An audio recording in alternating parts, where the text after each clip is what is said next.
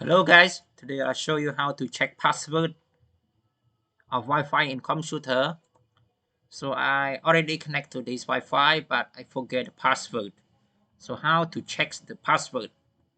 To check the password, you click here, type the word setting here, and then you find the word network, network and internet. Just click here, click on status. You can see here network and sharing center. So this is the Wi-Fi. Wi-Fi. The name is Vivo One. So I confirm here. See Vivo One, the Wi-Fi. Click on this and click on here, and here security. This is the password. Click on here. Show here. Oh, go back. Here security. Here show characters. See, this is the password.